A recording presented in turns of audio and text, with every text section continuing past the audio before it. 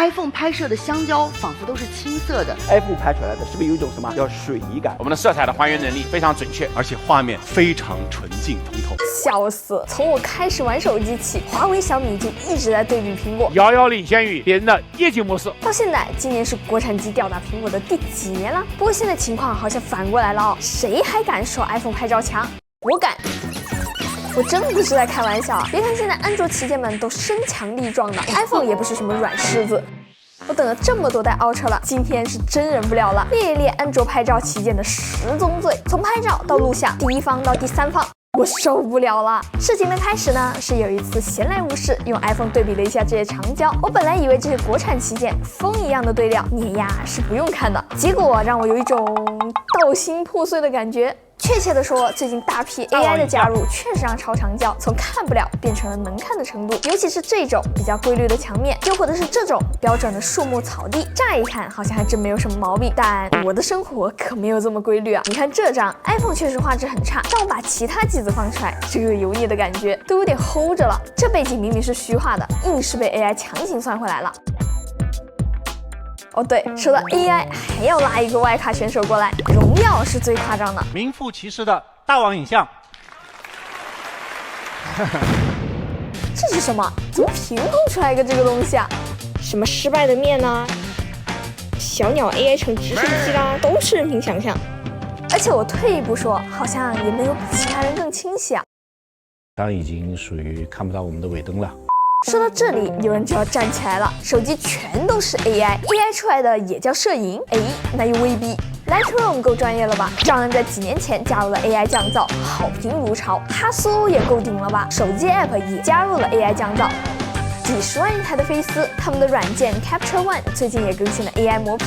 但是改编不是瞎编，手机厂商们真别为了拼那点卖点，反而把 AI 的可用性给干下去了。起码得让我愿意开着它吧。色彩算法也能得出类似的结论，手机拍照总要讨喜一点，拉阴影、高饱和，一个控制不好就很容易出现所谓的塑料感。这里我就只说一下大家比较爱翻车的地方哈。OPPO 这边呢，如果亮的地方就会容易比较平，再稍微有点对比度又容易变得死黑。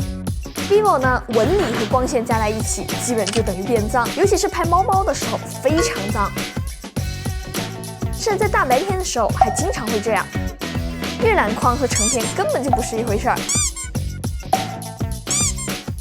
小米嘛还有点麻烦，随便 OTA 一下色彩就会变。我只针对视频发出之前的表现说的哈，它的经典模式很喜欢把黑色狠狠压下去。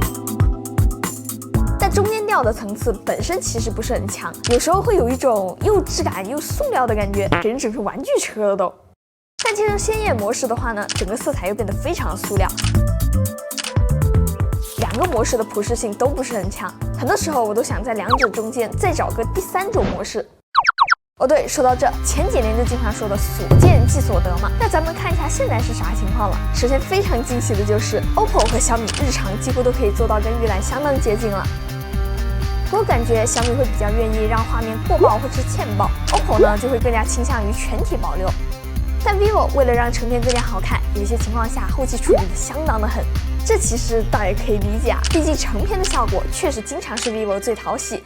但有的时候我就想加强一点氛围感，拉暗一点，一拍，哎，变亮了。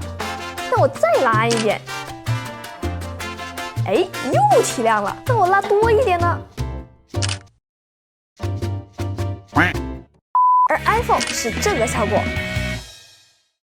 别等啦，已经处理完了，就是没有什么变化。那除了这些最直接的差距，一直关注 iPhone 的小伙伴都知道 ，iPhone 的提升可以说慢，但稳是真的稳，底是一代代慢慢变大的，像素也是稳步上升的。更关键的是，每一代的色彩都能保持得非常稳定。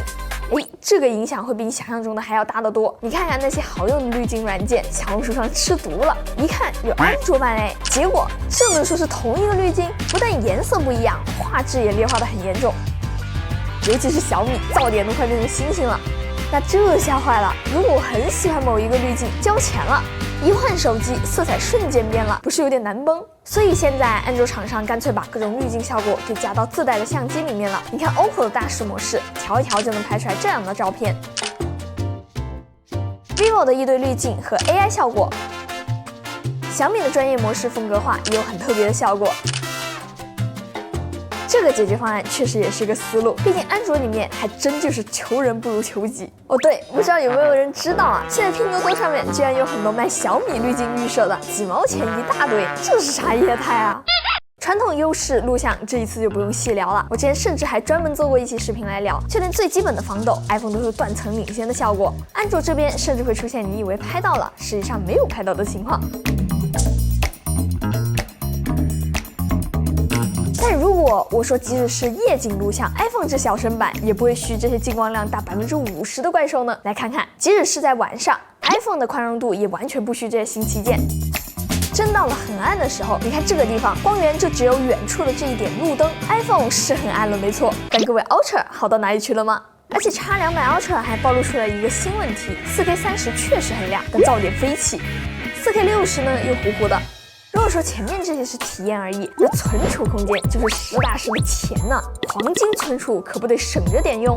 再看看大小 ，iPhone 这永远就是小很多，几乎每张都小一半左右。原因很简单，就是因为 iPhone 支持高效存储。你看同一张图片，开高效存储直接滤成差不多一半。那么这么好用的功能，安卓谁有呢？就只有他俩有。而且只要一开启 Live Photo 就不能用了，小米甚至连去水印的功能都丢了，只能说普及率还是太低了点哦。其实聊了这么多，可能有的小伙伴都要绷不住说了，纯果吹，鉴定完毕。我就吹了。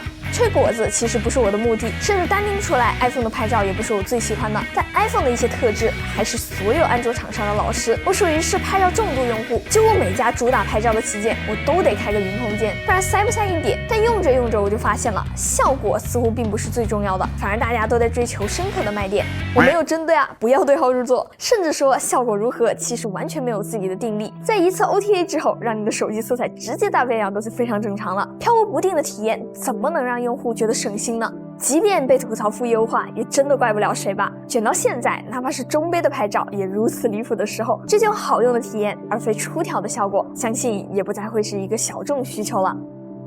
OK， 那么以上就是本期视频的所有内容啦。如果这期视频还有点意思的话，记得给我点赞3连关注哦，对我来说非常重要。那我是 Tilly，咱们下期再见吧，拜拜。